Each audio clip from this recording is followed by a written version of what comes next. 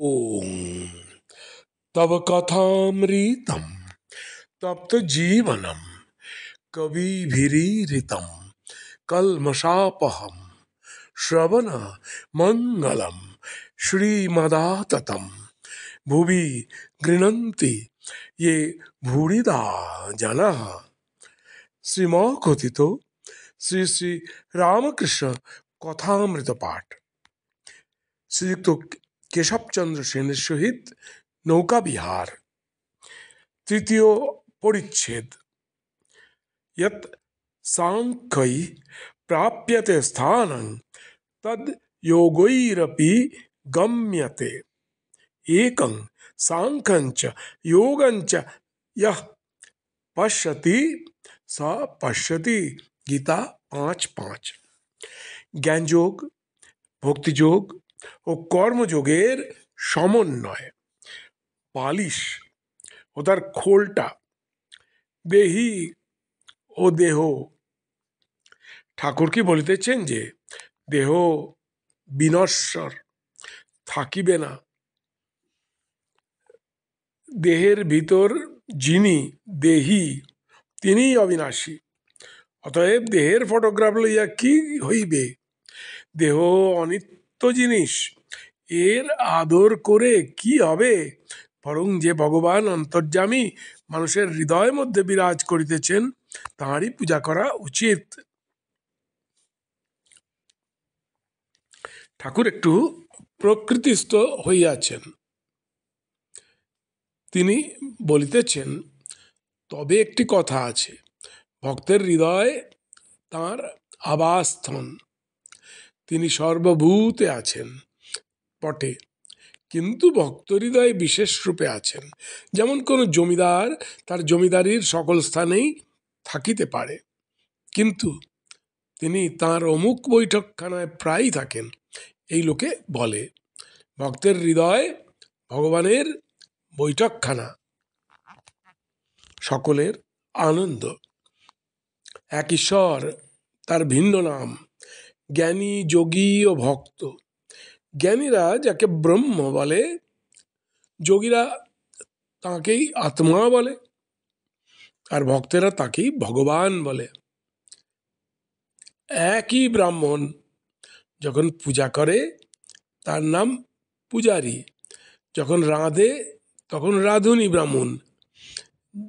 যে জ্ঞানী জ্ঞানযোগ ধরে আছে সে নেতি নেতি এই বিচার করে, ব্রহ্ম এ নয়, ও নয়, জীব নয়, জগৎ নয়। বিচার করতে করতে যখন মন স্থির হয়, মনের লয় হয়, সমাধি হয়, তখন ব্রহ্মজ্ঞান। ব্রহ্মজ্ঞানীর ঠিক ধারণা ব্রহ্ম সত্য, জগৎ মিথ্যা, নাম রূপ এসব স্বপ্নবৎ। ব্রহ্ম কি যে তা মুখে বলা যায় না, তিনি যে ব্যক্তি তাও বলবার জো নেই। জ্ঞানীরা ওই রূপ বলে, যেমন বেদান্তবাদীরা। ভক্তেরা কিন্তু সব অবস্থায় লয়, জাগ্রত অবস্থাও সত্য বলে, জগৎকে স্বপ্নবৎ বলে না। ভক্তেরা বলে এই জগৎ ভগবানের ঐশ্বর্য।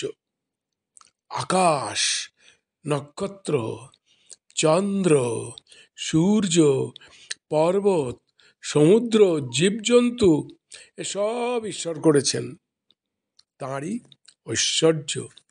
তিনি অন্তরে, হৃদয় মধ্যে, আবার বাহিরে। উত্তম ভক্ত বলে তিনি নিজে এই চতুর্বিংশতি তত্ত্ব জীবজগৎ হয়েছেন। ভক্তের স্বাদ যে চিনি খায়, চিনি হতে ভালোবাসে না। সকলের হাস্য।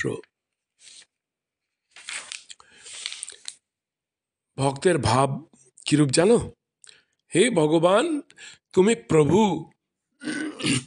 আমি তোমার দাস। তুমি মা, আমি তোমার সন্তান। আবার তুমি আমার পিতা বা মাতা। তুমি পূর্ণ, আমি তোমার অংশ। ভক্ত এমন কথা বলতে ইচ্ছা করে না যে আমি ব্রহ্ম। যোগীও পরমাত্মাকে সাক্ষাৎকার করতে চেষ্টা করে। উদ্দেশ্য জীবাত্মা ও পরমাত্মার যোগ। যোগী বিষয় থেকে মন কুড়িয়ে লয় ও পরমাত্মাতে মন স্থির করতে চেষ্টা করে। তাই প্রথম অবস্থায় নির্জনে স্থির আসনে অনন্যমন হয়ে ধ্যান চিন্তা করে, কিন্তু একই বস্তু, নাম ভেদ মাত্র। যিনি ব্রহ্ম তিনিই আত্মা, তিনি ভগবান। ব্রহ্মজ্ঞানীর ব্রহ্ম, যোগীর পরমাত্মা, ভক্তের ভগবান। আজ তৃতীয় পরিচ্ছেদ পাঠ এখানে সমাপ্ত হলো। নমস্কার। ওং নিরঞ্জনং নিত্যম অনন্তরূপম ভক্তানুকম্পা ধৃতবিগ্রহং বৈ ঈশাবতারং পরমেশমিঢ্ঢম তং রামকৃষ্ণং শিরসা নমামः।